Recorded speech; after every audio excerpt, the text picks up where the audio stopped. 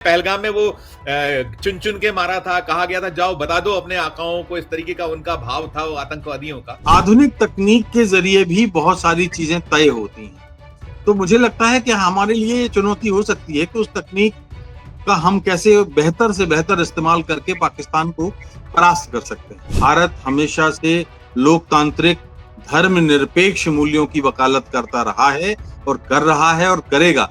ये उसका एक रचनात्मक संदेश है। पाकिस्तान को इस बार फिर मुंह की खानी पड़ेगी। ये इस बार जो है पाकिस्तान को ऐसा सबक सिखाया जाएगा कि वो आतंकवाद को समर्थन देना, उसको पालना पोसना स्थायी तौर पे बंद कर दे। नमस्कार, मैं हूं संजीव श्रीवास्तव। आप देख रहे हैं 4 PM। मित्रों, पहलगाम हमले के 15 दिनों के बाद, पहलगाम में जो आतंकवादी अटैक हुआ था उसके 15 दिनों के बाद अंततः भारत ने एयर स्ट्राइक कर दी है। पाक अधिकृत कश्मीर और जो अंतर्राष्ट्रीय सीमा है उससे कुछ अंदर घुसकर भी भारत ने एक बहुत जबरदस्त स्ट्राइक की है, जिसमें 9 आतंकवादी ठिकाने हैं उन पर अटैक किया गया है और लगभग सारे के सारे जो ठिकाने थे वो नेस्ता नाबूद हो गए। हमारी जो सेना है, हम कहते हैं कि जय हिंद की सेना, वो सेना जो हमारा वायु अमला है, उनके जाबाज जो हमारे सिपाही हैं, अफसर हैं, जो वे घुसे हैं और ने घुसकर एक जबरदस्त अटैक किया है जिससे पाकिस्तान में खलबली मची हुई है। और ये जो अटैक के बाद सूचनाएं निकल कर आई, इसमें 100 के लगभग आतंकवादी मारे गए हैं और बेहद बेहद खूबसूरती से निशाना बिल्कुल ऐसा साधा गया है। ना तो कुछ जो घने इलाके आबादी है वहां भी सिर्फ और सिर्फ केवल और केवल वो स्ट्राइक आतंकवादी जो अड्डे रहे हैं, आतंकवाद को पनाह देने वाले जो लोग हैं, उस पर स्ट्राइक हुई है। और उसके बाद से देश में निश्चित तौर पर एक जो भारत पूरा उम्मीद कर रहा था, भारत पूरी तरीके से कहीं निगाह लगाए बैठा था, वो मुरीद, उसकी जो मन की मुराद है वो पूरी हुई है। लेकिन अब पाकिस्तान बिलबिलाया हुआ है बुरी तरीके से, और बहुत सारे जो जैसा रहता है पाकिस्तान, जिस तरीके से पेश आता है वो अपने तरीके से पेश आ रहा है। हमने एक संदेश दे दिया है, पहली स्ट्राइक करके संदेश दे दिया है, बता दिया है कि हमारा मंतव्य, हमारा लड़ाई है किस बात से, आतंकवाद से लड़ाई है, वही कुछ किया गया है। तो अब ये जो कुछ हुआ है इसके क्या कुछ रिपरकशंस होने वाले हैं, भारत पूरी तरह से तैयार है। आज देश में जब मैं ये रिकॉर्डिंग शुरू कर रहा हूं तो कुछ देर बाद शाम को जो हम और तैयारी हैं, हमारी मॉक ड्रिल है वो भी होने वाली है और देश में बैठकों का सिलसिला निरंतर चल रहा है। जो हमारी सरकार है वो लगी हुई है, जो उम्मीद है कि अब ये जो किया गया इसके बाद पाकिस्तान खामोश तो बैठने वाला नहीं है। वो जो जैसा गीदड़ भभकियां देता है और जो घात लगाता है, जो पीठ पर वार करता है, छुरा भोंकता है, तो क्या कुछ हो सकता है, तमाम चीजें। लेकिन ये जो पहली हमारी जो पहल हमने की है, इसके बाद क्या कुछ संभावनाएं बन सकती हैं, क्या कुछ हो सकता है, इन्हीं सब मसलों, इन्हीं सब मुद्दों पर चर्चा करने के लिए चलेंगे एक बहुत खास मेहमान के पास। जोड़ता हूं, पहले में जुड़ गए, हमारे साथ हैं राजेश बादल जी। राजेश सर, बहुत स्वागत है आपका। राजेश जी को आप हमारे दर्शक जानते हैं, 4.5 दशक से ज्यादा का आपका अनुभव, और बहुत सारे आपने युद्ध के जो 1971 का जो दौर था युद्ध का, उसको भी आप जाना है, देखा है आप, उसके बारे में भी, और विदेश नीति के बारे में लिखते हैं। ऐसे राजेश बादल जी। राजेश जी, बहुत बहुत पुनः स्वागत। और मैं शुरुआत यहीं से करूंगा कि ये जो एयर स्ट्राइक हुई है, इसे लेकर पहली आपकी प्रतिक्रिया क्या है? क्या आप इसमें सारा कुछ देखते हैं, क्या पाते हैं? पहली प्रतिक्रिया राजेश जी। धन्यवाद संजीव। देखिए, जिस दिन पहलगाम में ये हुआ था और पर्यटकों को, निर्दोष और मासूम पर्यटकों को जिस तरह से धर्म के आधार पर निशाने पर लिया गया, ये बात उसी दिन स्पष्ट हो गई थी कि पाकिस्तान ने अब एक अभी तक जो है वो कश्मीर और कश्मीर के नाम पर आतंकवाद फैलाने का काम किया था। अब उसने अपनी कमजोरी को समझते हुए धर्म को एक औजार के रूप में, एक हथियार के रूप में स्वीकार करने का काम किया है और धर्म के आधार पर उसने पर्यटकों की हत्या की, ताकि वो इस्लाम, क्योंकि उसको बड़े मुल्क तो सपोर्ट अब कर नहीं रहे हैं, तो उसने जो है ये इसलिए कि मजहब के आधार पर, जैसे कि हमने देखा कि ग्रीस है तो या टर्की है या बांग्लादेश है या और भी मलेशिया ने भी एक बयान दिया है। तो अभी वो कोशिश कर रहा है, लेकिन उसकी ये कोशिश कामयाब नहीं होगी। और अब ये केवल सर्जिकल स्ट्राइक नहीं है। अब मुझे लगता है कि इस बार भारत सरकार और पूरा हिंदुस्तान इस बात को अब स्वीकार कर रहा है कि हर बार पाकिस्तान को इस तरह से हम छोड़ देते हैं, अब आखिर कब तक उनको बख्शा जाएगा, कब तक हमको उनके ऊपर हम दया करते रहेंगे, क्योंकि उसके आचरण में, उसके व्यवहार में, उसके में कोई सुधार नहीं हो रहा है। ना ही वो अपने पास्ट से सबक ले रहा है, जिसमें उसके टुकड़े दो हो गए हैं। अब देखिए ना कि चारों तरफ पीछे से अफगानिस्तान उसके खिलाफ है, वो सीमा पर तनाव है, इधर बलूचिस्तान उसके अंदर से तनाव है, इधर पश्चिम की सीमाओं पर तनाव है, इधर हमारे भारत से अगर देखें तो पंजाब, राजस्थान, गुजरात और जम्मू कश्मीर, इन सीमाओं पर जो है, तो क्या एक पाकिस्तान जो एक नकली मुल्क है, पाकिस्तान तो वैसे ही बिखरा हुआ है, क्या वो इस तरह का मुकाबला कर पाएगा? दूसरी तरफ अब हमारे साथ एक वैश्विक सहानुभूति है, हमारे साथ आतंकवाद से लड़ने का हौसला है, हमारी सेनाओं की क्षमता और जांबाजी, जैसा कि आपने शुरुआत में कहा, उस पर हमें कोई संदेह नहीं है। और अगर ऐसा है तो मुझे लगता है कि अब ये केवल सर्जिकल स्ट्राइक नहीं है संजीव, ये थोड़ा लंबा चले। नहीं, बिल्कुल, बिल्कुल, आपने कुछ नाम गिनाए देशों के। अभी हमने ये भी पाया जो हमने किया है और ये हमें करना था। हमें सभी को, पूरे देशवासियों को इंतजार था और दुनिया भी कहीं जो आतंकवाद से अब कहती है कि इसको खत्म करना चाहिए, तो एक अच्छा कदम है। चीन का एक जो चीनी विदेश मंत्रालय का जो एक प्रवक्ता का वक्तव्य है, वो इसे दुर्भाग्यपूर्ण बता रहे हैं। आप सोचिए, जो हमेशा हम चीन भी हमारा जो पड़ोसी मुल्क है, वो बाज नहीं आता है, तो इस पे भी एक प्रतिक्रिया, वो कह रहा है ये एक दुर्भाग्यपूर्ण कार्रवाई बता रहा है वो इसको। इस पे एक प्रतिक्रिया। देखिए, आपको चीन के बारे में अगर कोई चीज समझनी है तो थोड़ा सा इतिहास में जाना पड़ेगा। एक तो हम चीन से, हमारे एक जंग 1962 में हो चुकी है और अनफॉर्चुनेट था कि उसमें हम थोड़ा सा कमजोर पड़े थे। लेकिन उसके बाद हमने डोकलाम में जब हुआ तो चीन को बराबर आंखों में आंखें डालकर उसका उत्तर दिया था।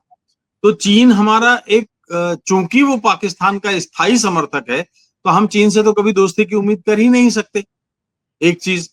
दूसरी चीज, अतीत की एक बात यह है कि हम ये कहते हैं कि पाक ऑक्यूपाइड कश्मीर, पीओके जो है, वो पाकिस्तान ने उस पर जो कब्जा किया हुआ है वो खाली करे, क्योंकि वो हिंदुस्तान का हिस्सा है और हमारी संसद में उसके लिए सीटें सुरक्षित रहती हैं कि जब भी वहां हमारे पास आएगा और वहां चुनाव होंगे तो हम पाकिस्तान जो कश्मीर है वहां भी चुनाव कराएंगे और हमारे सांसद और विधायक वहां से चुने जाएंगे। लेकिन पाकिस्तान ने 60 के दशक में, आपको याद होगा कि एक पैंतरा चला था जिसमें उन्होंने पाक अधिकृत कश्मीर का कुछ हिस्सा, गिलगिट बाल्टिस्तान से जो वाला जो इलाका है, वो चीन को एक तोहफे में दे दिया था। अब वो चीन का हिस्सा है। अब जब चीन का हिस्सा है और हम पाक ऑक्युपाइड कश्मीर की बात करते हैं, तो फिर ये हमें ध्यान में रखना चाहिए कि क्या चीन यूं ही उस पीओके का जो वो हिस्सा उसके पास है वो छोड़ देगा? नहीं छोड़ेगा। आप देखिए, चीन एक ऐसा मुल्क है जो, जिसके पास इतनी बड़ी जमीन है, लेकिन फिर भी वो जमीन हथियाने के लिए उसका अरसे तक अपने पड़ोसियों के साथ सीमा विवाद चलता रहा है और अभी भी चल रहा है। वो मतलब जमीन के मामले में वो पुराने किस्म के जमींदारों की तरह व्यवहार कर रहा है। तो उसका जो जो रवैया है वो है कि वो उसका, अगर वो समर्थन नहीं करता पाकिस्तान का, तो फिर वो गिलगिट बाल्टिस्तान का इलाका उसको छोड़ने का, अगर वो हमको समर्थन करेगा तो फिर उसको इस मामले में भी ध्यान देना पड़ेगा। कल के रोज हम कहेंगे कि भाई चीन साहब, आप जो है, आपके पास भी पीओके का इलाका है, वो खाली करिए। तो उसको, उसके साथ उसके समर्थन की हमें उम्मीद भी नहीं करनी चाहिए। और लेकिन मैं ये कह सकता हूं कि फिलहाल चीन काफी समय तक दम साधे रहेगा, कोई आक्रामक प्रतिक्रिया नहीं करेगा, क्योंकि चीन को मालूम है कि अगर चीन कूदा इस युद्ध में और पाकिस्तान को समर्थन दिया, तो हमारे समर्थन में इस समय बाकी जो संसार है, विश्व है, उसके बड़े देश भी हमारे पक्ष में आ सकते हैं। देखिए, जर्मनी और फ्रांस ने तो साफ बोल दिया है, यूरोप के देशों ने बोल दिया है, यूके हमारे उसमें आएगा। रूस, जबकि यूरोप के नाटो देश और रूस में तनातनी चल रही है, लेकिन रूस हमारे साथ खड़ा हुआ है।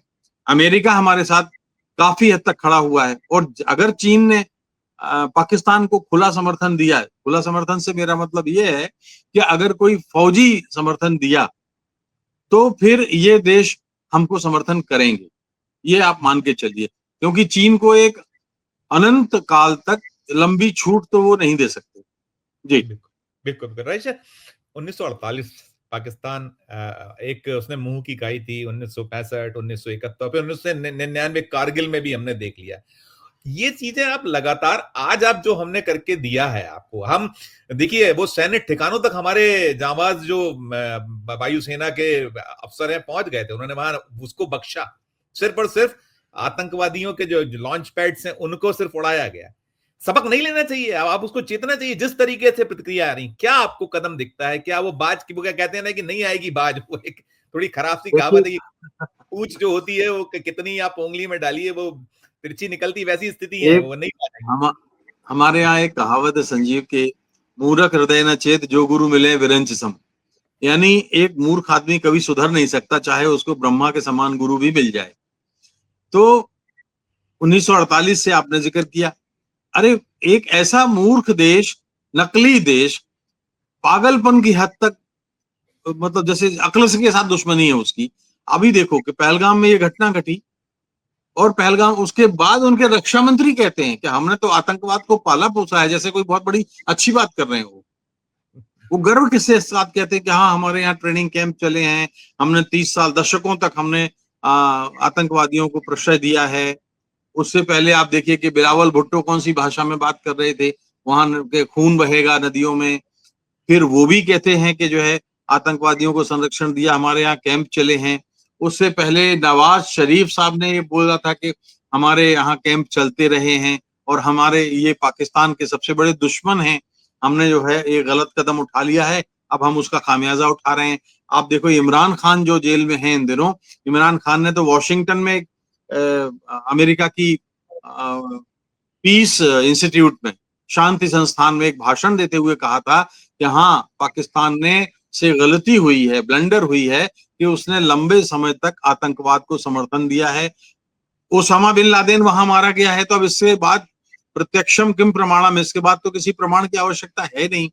तो अब मुझे जो रहस्यमय लगता है या मेरे दिमाग में जो उलझन आती है कि आप देखिए, जब एक मुल्क ये कह रहा है कि हाँ हम आतंकवादी पैदा किए, हमने उनको ट्रेनिंग दी, हमने उनको हथियार चलाना सिखाया, हमने बाहर से मिले हथियार उनको दिए, तो भी सारा संसार उस उसका सामाजिक बहिष्कार क्यों नहीं करता?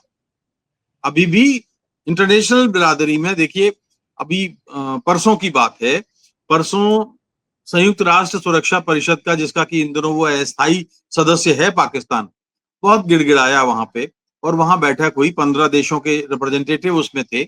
उन्होंने पाकिस्तान से सवाल किया कि भाई आप एक तरफ जब स्वीकार कर रहे हो कि आप आतंकवाद को प्रश्रय देते हो, फिर आपने बैठक क्यों बुलवाई है? आपको ही कंडेम किया जाएगा इससे तो। लेकिन उसके बाद उनके जो राजदूत थे इफ्तिकार साहब, वो क्या कह रहे हैं कि हमारा पर्पस सर्व हो गया, हम तो यही चाहते थे कि एक बार इस मसले पे चर्चा हो जाए। तो यानी जो मुल्क इतना अक्ल से पैदल हो, उसको आप क्या कहिएगा? मुझे नहीं लगता कि पाकिस्तान ने अपने अतीत से सबक सीखने का कोई काम किया है। जी। बिल्कुल, वो निश्चित तौर पे यही जो आप नहीं सबक सीखते, तो इसीलिए आप बार-बार मुश्किलों में फँसते हैं और आप भारी मुश्किल में हैं, आप कंगाली की कगार पे। राइट सर, मैं लौटूँगा भारत। भारत का जो ये हमारा ऑपरेशन सिंदूर, बड़ा एक रोमांचित और अंदर तक वो बड़ा वो कर रहा है, और हमने ये पाया है कि सेना अब तक जितने भी ऑपरेशंस करती रही है, ऐसा नाम कभी नहीं रहा। मैंने बहुत उसको टटोला, पीछे गया कि कोई मिले, लेकिन हम कभी ऑपरेशन विजय, ऑपरेशन पराक्रम, ऑपरेशन शौर्य तमाम चलाते रहे। इस पे क्या कहिएगा? ये जो है, ये क्या देखते हैं इसमें? ये होता है। निश्चित तौर पर वो हमारे पहलगाम में वो चुन चुन के मारा था, कहा गया था जाओ बता दो अपने आकाओं को, इस तरीके का उनका भाव था वो आतंकवादियों का। इस पे एक आपकी प्रतिक्रिया। मैंने आपको कहा ना कि ये पहली बार है कि इस तरह से, जब आपको बंबई में जो अटैक हुआ था, मुंबई में जो ताज होटल के उधर और उसके साथ धमाके हुए थे और जो हमला हुआ था, तो उसके बाद ये दूसरा नंबर है जबकि इतने बड़े स्तर पर सिविलियंस को मारा गया है, नागरिकों की हत्या की गई है।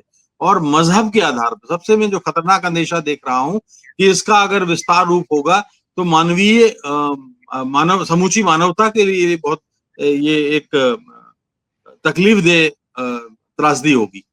लेकिन ये बात बिल्कुल सही है कि ऑपरेशन सिंदूर के जरिए ये हम एक प्रतीकात्मक उत्तर तो हमने दे ही दिया है कि हम भी प्रतिरोध या विरोध करना जानते हैं, और हम जब तक माफ कर रहे हैं तब तक माफ कर रहे हैं। लेकिन जिस दिन तक आप देखिए ना कि पहले अभी तक हम क्या कर रहे थे, हमने पिछले एक बार और सर्जिकल स्ट्राइक किया, 2 बार सर्जिकल स्ट्राइक की थी, तो उस समय क्या हुआ था कि हमने उन कैंप को निशाना बनाया, ठीक है, हमने, लेकिन वो जो पीओके में थे हम उससे आगे नहीं गए। इस बार अंतर है, ऑपरेशन सिंदूर में पीओके के अलावा हमने, जैसे कि आप देखिए कि इधर पंजाब प्रांत में घुसे पंजाब में लाहौर के पास जो है हम वहां गए, और भी 1-2 कस्बे हैं जहां पर हमने हमला किया। लाहौर से तो सिर्फ 30 किलोमीटर दूर हमारा उनका कैंप चल रहा था और उस पर हमारा हमला हुआ है। तो हम जानते हैं भारत एक जिम्मेदार मुल्क है और भारत अपनी जिम्मेदारी भी समझता है। तो इस जिम्मेदारी को समझते हुए भारतीय सेनाओं ने कोई नागरिक हमले नहीं किए, और यहां तक कि हमने तो अभी कहा भी है उन भारतीय फौज की तरफ से कि हमने पाकिस्तान की फौज या मिलिट्री ठिकानों को कोई निशाना नहीं बनाया। अन्यथा जब हम इतने घुस करके अंदर तक जा सकते हैं तो पाकिस्तानी फौज के ठिकाने मिटाने में क्या लगता है, वो भी हमारे लिए कोई बहुत बड़ी बात तो है नहीं। तो ये एक बात है ऑपरेशन सिंदूर को लेके। मुझे इसकी कामयाबी में कोई शक नहीं है कि ये पूरा होगा, थोड़ा सा लंबा चलेगा, और चूंकि अब तकनीक से भी लड़ा जाता है युद्ध आजकल, और आधुनिक तकनीक में जरूरी नहीं है कि जो हम अक्सर ये तुलना करते हैं कि इनके पास इतनी सेना है, इनके पास इतने पैटर्न टैंक हैं, इसके बाद इनके पास इतने हवाई जहाज हैं। आधुनिक तकनीक के जरिए भी बहुत सारी चीजें तय होती हैं। तो मुझे लगता है कि हमारे लिए ये चुनौती हो सकती है कि उस तकनीक का हम कैसे बेहतर से बेहतर इस्तेमाल करके पाकिस्तान को परास्त कर सकते हैं। जी बिल्कुल, बिल्कुल। नहीं, आपने रईस सर गिनाया, आपने पाकिस्तानी हुक्मरानों के बारे में गिनाया कि वो नई सबक लेते हैं, और वहाँ तो पूरा जो कहीं कमांड है, तो कमांड में तो सेना है। हमने वो सेना के जो प्रमुख हैं, उनका बयान भी सबने देश ने देखा कि क्या बातें 2 नेशन थ्योरी और क्या-क्या वो बातें कर रहे थे। इसलिए मैंने कहा कि एक तो ऑपरेशन सिंदूर, दूसरा एक और बड़ा दिलचस्प सी बात लगी, आपने तो कई कवर किए हैं जो इस तरीके के दौर में, जब 1999 में कारगिल युद्ध हुआ था, उसके बाद की प्रेस कॉन्फ्रेंस या और भी पहले भी आपने कई ऐसे अवसरों पर किया होगा। आज हमने ये भी देखा कि जब हमारे विदेश सचिव आए वो पहली जानकारी देने, शुरुआती जो उसमें, तो हमारे यहाँ कर्नल सोफिया कुरैशी और विंग कमांडर व्योमिका सिंह, ये भी एक क्या संदेश उसमें, क्या किस तरीके से बड़ा एक वो देखिए, गया। उन्होंने मजहब के आधार पर एक विध्वंस का संदेश दिया था पहलगाम में, और आज भारत की सेना में जिस तरह से सोफिया कुरैशी बेटी हमारी लेफ्टिनेंट कर्नल, उसने जानकारी दी, उससे ये सारी दुनिया में संदेश गया है कि भारत हमेशा से लोकतांत्रिक धर्मनिरपेक्ष मूल्यों की वकालत करता रहा है और कर रहा है और करेगा। ये उसका एक रचनात्मक संदेश है कि भारत की सेना में शायद बहुत सारे भारत में ही लोगों को अंदाजा ना होगा कि हमारी सेना में इतने ऊंचे पदों पर महिलाएं काम कर रही हैं। दुनिया के तमाम देशों में आप देख लीजिए, बड़े बड़े विकसित देशों में आप देख लीजिए, महिलाओं को इस तरह से ऊंचे ओहदों पे नहीं रखा जाता, उनकी एंट्री नहीं होती, ये मानते हुए कि महिलाएं कमजोर होती हैं। लेकिन भारत की सेना ऐसी नहीं है। तो मुझे लगता है कि इसका बड़ा अच्छा संदेश गया है, और ये पाकिस्तान में इस बात पे चर्चा हो रही है, क्योंकि जो हम देख रहे हैं पाकिस्तानी मीडिया, हालांकि बहुत सारा बैन हो गया है हमारे यहाँ, लेकिन जो मैं देख रहा हूं उसमें ये जान रहा हूं कि पाकिस्तान में पिछले 4-5 घंटों में इस बात की चर्चा हुई कि अरे भारत की फौज में महिलाएं भी हैं, इतने लेफ्टिनेंट कर्नल, विंग कमांडर जैसे पदों पर हैं, और वो भी मुस्लिम। आपको पता है, मतलब सोफिया के हस्बैंड भी मेजर हैं, वो भी जी हाँ। आर्मी में हैं। हाँ, तो हमारी फौज धर्म के आधार पे, मजहब के आधार पर भेद नहीं करती।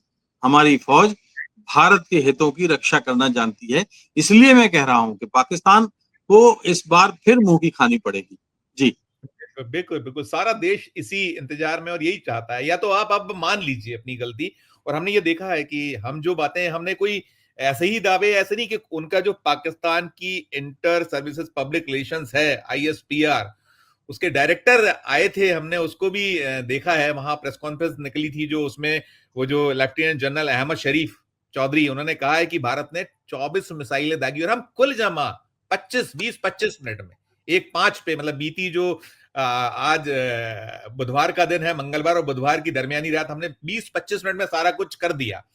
तो ये जो संदेश के साथ में एक चीज ये भी निकली है राजेश जी, वहां पर जो हमारा मोस्ट वांटेड जैश ए मोहम्मद का चीफ, बहुत सारे हमारे यहाँ संसद पर हमला, आप तो उस दौर में वहीं होते थे, पुलवामा जो अटैक हुआ, कि वो उसने भी मसूद अजहर, अब ये सुना गया है कि ऑफिशियली ऐसी है, बीबीसी के थ्रू सूचना आई है, उर्दू सर्विसेज ने, उसने बताया है कि वो उसके बहुत सारे परिजन मारे गए हैं, उसके दाहिने बाहिने लोग, और उसने कहीं कहा है कि काश मैं भी मारा जाता। यानी आपको जब आपके लोग मारे थे तब समझ में आता है, उसकी बहन, उसके बहनोई, उनके बच्चे, उनके तमाम लोग मारे गए। इस पे एक प्रतिक्रिया। देखिए, ये इसका मैं अभी बहुत इसलिए पुष्टि नहीं मान सकता, या इसको बहुत ही पक्की सूत्र नहीं मान सकता, क्योंकि भारत की सेना ने किसी नागरिक को निशाना नहीं बनाया है। अपनी तरफ से उसने अपने मुल्क में सहानुभूति के लिए भले ही ये बात कही हो कि मेरे 10 लोग मारे परिवार के, इंडियन आर्मी ने सिविलियन इलाके को टारगेट किया ही नहीं है। सुभान अल्लाह अगर मस्जिद, सुभान अल्लाह अगर मस्जिद, वो, सुभान वही मैं अल्लाह कह रहा वो हूँ, जिसमें वो पाकिस्तान की अधिकांश आतंकवादी मस्जिदों में जो शिविर चल रहे हैं, वो शिविर जो है वो मस्जिदों के परिसर में चल रहे हैं। तो अगर वहां उसके परिवारजन हो, तो मुझे अभी, क्योंकि कंफर्म सूचना नहीं है, लेकिन ये बात सही है कि पाकिस्तानी सेना ने अजहर मसूद को सुरक्षित स्थान पर, और हाफिज सईद को भी सुरक्षित स्थान पर पहुंचा दिया था पहलगाम घटनाक्रम के तुरंत बाद। तो ये तो हुआ है। और मुझे लगता है कि अभी थोड़ा सा कहना जल्दबाजी होगी, लेकिन हम उम्मीद करें कि इस बार जो है पाकिस्तान को ऐसा सबक सिखाया जाएगा कि वो आतंकवाद को समर्थन देना, उसको पालना पोसना स्थायी तौर पे बंद कर देगा। इतना कम से कम करना ही होगा, इतना तो हमें करना पड़ेगा।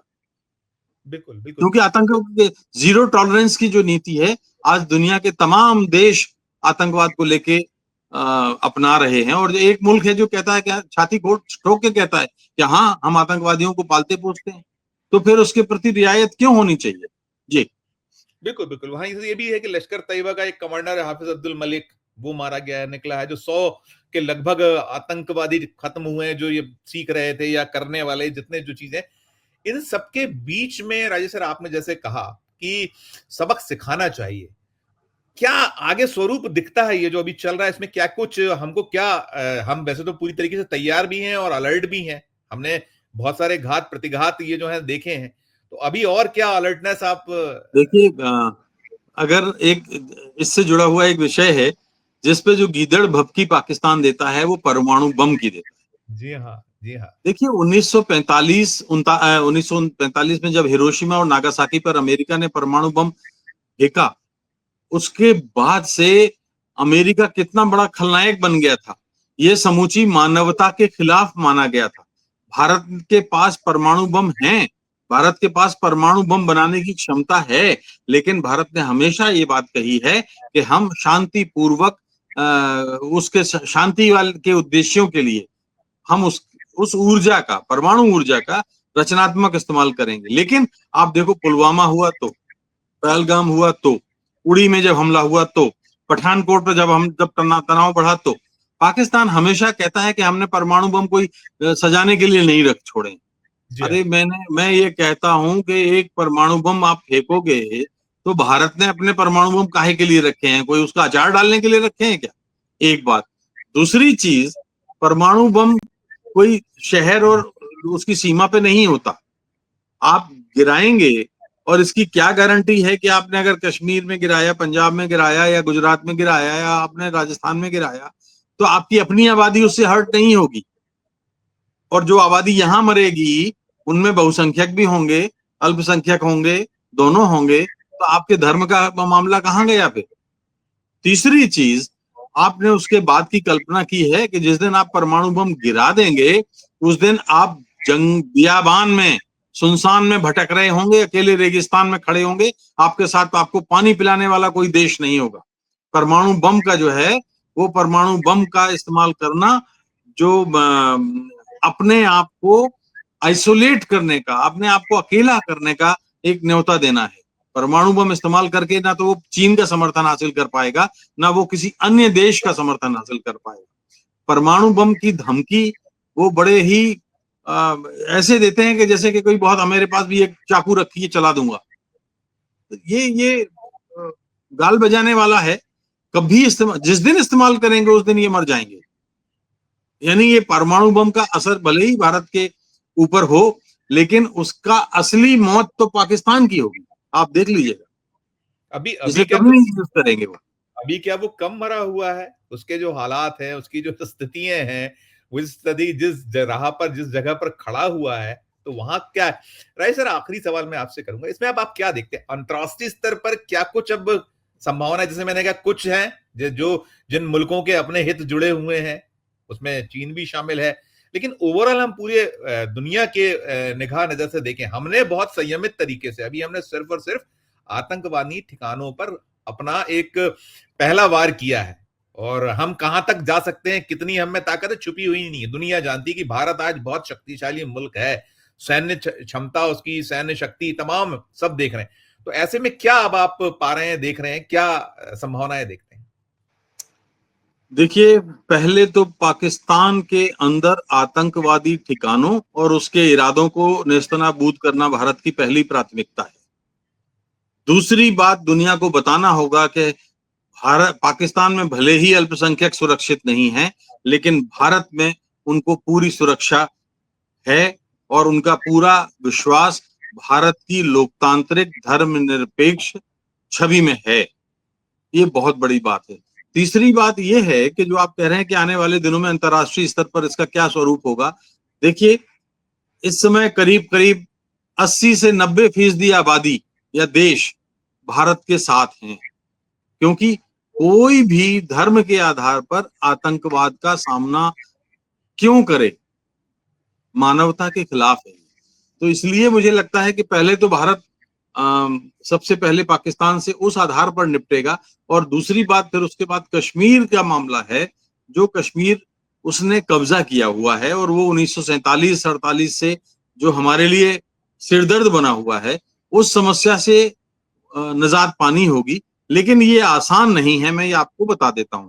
क्योंकि जिस दिन आपने देखा कि जैसे बांग्लादेश को आजादी मिली, और बांग्लादेश के बाद जिस तरह से जो उसने बिहेव किया, और आतंकवादी हमारे यहाँ खालिस्तानी आंदोलन को संरक्षण दिया, सिख उग्रवाद को संरक्षण दिया, पैदा किया, तो ये उसका ही किया हुआ है। तो अब अगर पीओके हमने ले लिया, तो पीओके लेने के बाद क्या होगा? एक साथ कई कदम उसमें हो सकते हैं कि अगर हमने पीओके ले लिया, तो देखिए फिर बलूचिस्तान भी नहीं रुक पाएगा उनके साथ। बलूचिस्तान वैसे भी स्वतंत्र देश था, मैंने शायद बताया आपको पिछली किसी इंटरव्यू में कि नहीं। बलूचिस्तान भारत में जब अंग्रेजों ने हिंदुस्तान को बांटा, भारत को, तो वो जो बटा है इलाका, उसमें बलूचिस्तान पाकिस्तान के साथ नहीं था। बलूचिस्तान एक स्वतंत्र देश था, कलात संसद थी, भुगती वहां पर नेता थे, प्राइम मिनिस्टर, जो वहां के राजा कह लीजिए, जो भी कुछ कह लीजिए, उनकी अंग्रेजों के साथ संधि थी कि वो उनकी स्वतंत्र विदेश और रक्षा नीति का जो संचालन है वो अंग्रेज करते थे। तो ये तो पाकिस्तान में कभी शामिल था ही नहीं, और तभी से वो जो है पाकिस्तान से अलग होने के लिए ये कोशिश कर रहे हैं। और मुझे लगता है कि अगर हमने पीओके ले लिया तो उनके हौसले बढ़ेंगे और पाकिस्तान को बलूचिस्तान संभाल के रखना मुश्किल हो जाएगा। फिर ठीक इसी तरह से बड़ी लंबी सीमा तालिबान के साथ यानी अफगानिस्तान के साथ वो शेयर करते हैं पाकिस्तान, और उस सीमा पर उनका विवाद चल रहा है। तो अगर ऐसा होता है तो उस सीमा पर तालिबान की सीमा पर तालिबान का हौसला बढ़ेगा, तो पाकिस्तान का आकार और सिकुड़ जाएगा। ये मैं ये देख रहा हूं आने वाले दिनों में कि अगर ऐसा हुआ तो एक बड़ी मूर्खतापूर्ण जो पाकिस्तान बात करता है कि तालिबान को भारत सपोर्ट कर रहा है। भारत ने तो तालिबान को मान्यता तक नहीं दी आज तक। नहीं, नहीं, क्या बात कर रहे हैं, वो हैं? बहुत कुछ उलझुल बयानबाजी हुई। मानवीय आधार पर हमारे प्रोजेक्ट चल रहे थे, हम वहां स्कूल बना रहे थे, अस्पताल बना रहे थे, हम कुछ इस तरह के काम कर रहे थे और अभी भी कर रहे हैं, लेकिन हमने तालिबानों को मान्यता नहीं दी है। तो जिसको हमने मान्यता नहीं दी, हम उसको समर्थन कैसे दे सकते हैं, फौजी समर्थन? और पाकिस्तान क्रॉस करके जाना पड़ेगा। आप सोचिए ना कहां से आप एयर स्पेस बंद किया हुआ है। हमारे लिए अफगानिस्तान इतना लाड़ला नहीं है, बलूचिस्तान इतना लाड़ला नहीं है। हाँ, संदर्भ के तौर पर बता देता हूं आपको, जब 1971 का युद्ध हुआ था तो उसी बलूचिस्तान में भुट्टो जिंदाबाद के नारे नहीं लगे थे, जियाउल हक के नारे जिंदाबाद के नहीं लगे थे, याहिया खां के जिंदाबाद के नारे नहीं लगे थे।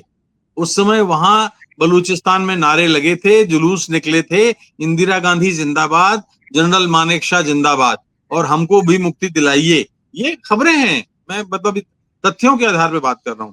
तो अगर आप जो पूछ रहे हैं कि आने वाले दिनों का स्वरूप क्या हो सकता है अगर ये जंग लंबी चली, तो पाकिस्तान मेरा ख्याल है कि अपने आकार से आधे से भी कम रह जाएगा।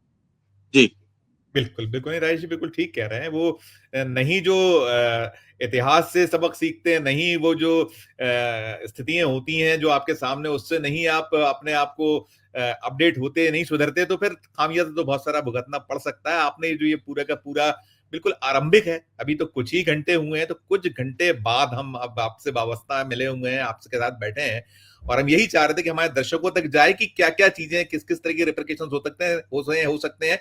तो आपने उसको बहुत स्पष्ट तौर पे हमारे दर्शकों को बताया, समझाया, और जो ऑपरेशन सिंदूर देश भर में कहीं ना कहीं उसको लेकर भी एक भाव है कि ये बहुत सुंदर तरीके से इसको आगे बढ़ाया गया और साथ में जो हमारी बिटियाओं को आगे किया, तो पूरा आपने एक तफसील से जानकारी दी। आपका बहुत बहुत और शुक्रिया, बहुत बहुत संजीव, आभार। एक एक बात मैं एक आगे बात भी मैं और आपसे कभी भी इस और मसले पर इससे जुड़ा होगा तो बिल्कुल करता लेता रहूंगा। आप करिए, प्लीज बोलिएगा, बोलिएगा। एक एक मिनट की मैं एक बात और कहना चाहता हूं कि देखिए, जंग जब होती है, हमने 71 में भी देखा और उसके बाद भी देखा, कारगिल में भी देखा, एक प्रोपेगेंडा वार भी होता है जी हाँ, जिसमें दो मतलब जंग करने वाला मुल्क, और पाकिस्तान तो प्रोपेगेंडा वार में बहुत आगे है, आगे। तो वो बार बार ये कहेगा कि हमने भारत के इतने हवाई लड़ाकू विमान गिरा दिए, हमने इतने लोगों को बंदी बना लिया, ये कर लिया। इस तरह की कथाओं पर यकीन मत करिए, कभी मत करिए। ये प्रोपेगेंडा की प्रोपेगेंडा होता है जो युद्ध के दरमियान मनोवैज्ञानिक तौर पर सामने वाले को परास्त करने के लिए चलाया जाता है। तो पाकिस्तान ऐसा करेगा क्योंकि वो वास्तविक स्थिति में ऐसी है नहीं, इतना ताकतवर इतना है नहीं कि वो कर पाए। तो वो प्रोपेगेंडा, अब जैसे कल उसने बताया कि कोई कोई जो उसने एक आज आज सुबह से भी वो अपने मुल्क में कर रहा है कि 6 हमने गिरा दिए, इतने हमने हाँ, बंदी बना लिए, इस चौकी पे मैंने कहा कब्जा ना हो आपको, गया। तो ये वो बहुत महारत है, महारत हर ही है। जंग में होता है।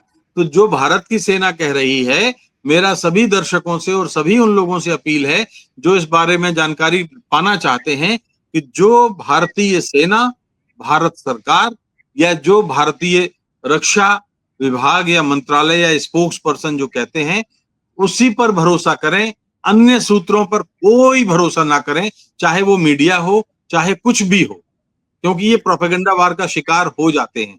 और मुझे ऐसा लगता है कि मसूद अजहर वाला जो बात आपने कही थी, परिवार वाली, वो भी उसी के अंदर है। जी हो सकता है, मैंने सिर्फ ये कहा, कुछ ऐसी सूचनाएं इस तरीके आ रहा, और ये मैंने बीबीसी उर्दू सर्विस को कोट किया था, उनकी तरफ से कहीं जी निकल के देखी गई थी और वो चल रहा है, तो हमने कहा इस पे भी एक जिक्र किया। और हम तो यही है कि जो भारत का टारगेट कोई नहीं है, उसका टारगेट एक और सिर्फ एक है कि आतंकवाद को जड़ से समाप्त करना, और ये दुनिया भी चाहती है, तो वो उसमें लगा है। और हम अपनी सेना जो है उसको सैल्यूट करेंगे कि बहुत शानदार कर रही है और उसके साथ खड़ा है पूरा मुल्क।